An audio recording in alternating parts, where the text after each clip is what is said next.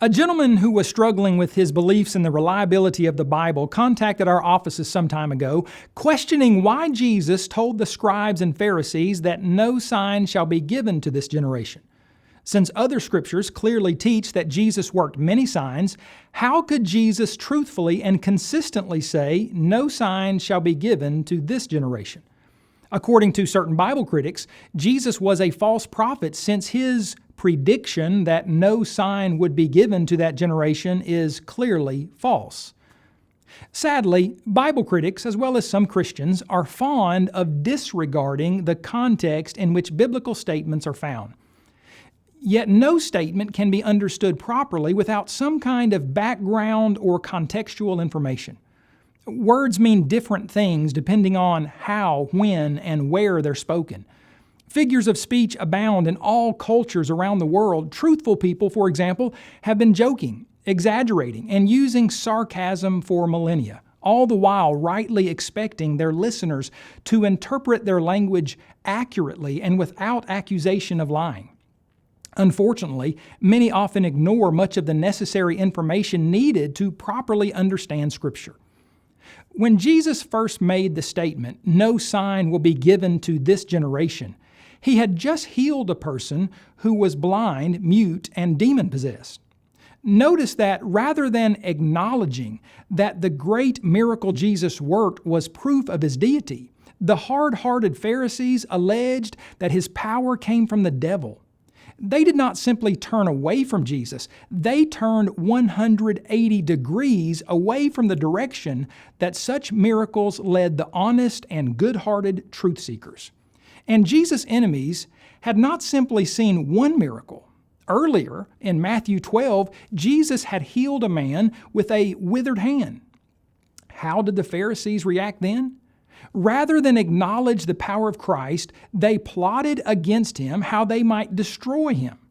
The fact is, by this time in Jesus' ministry, he had already worked a number of miracles, and many of the scribes and Pharisees absolutely refused to believe him. Regardless of what Jesus did or said, some of his enemies would never be convinced.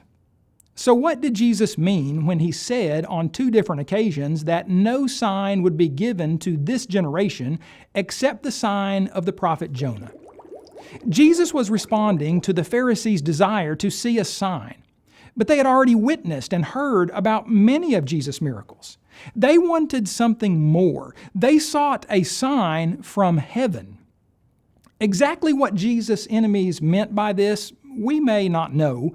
What we do know is that while on earth, Jesus manifested his power over nature, disease, demon, and death, yet the Pharisees said they wanted more. It seems, as Burton Kaufman noted, they meant some spectacular wonder without moral value, but which would appeal sensationally to man's curiosity. Jesus, however, always rejected doing such miracles. He refused to turn stones to bread or to jump from the temple's pinnacle simply because Satan challenged him to do so. Jesus could have performed any miracle that he wanted, whether when tempted by Satan, prodded by King Herod, or tested by the Pharisees. He could have pulled rabbits from hats for the sole purpose of amusing people. He could have commanded that it literally rain cats and dogs. He could have done any number of weird wonders. But the insincere Pharisees would see none of that. No sign like these will be given.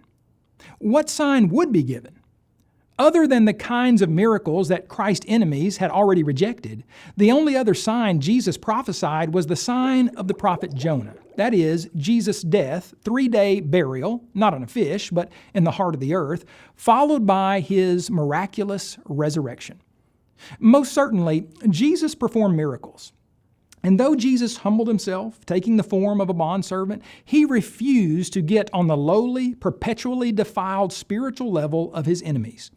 He worked no miracle of the kind that the Pharisees wished to see, but make no mistake, he worked plenty of the kind that provide honest-hearted people sufficient evidence to come to the conclusion that Jesus is indeed the Christ, the Son of God.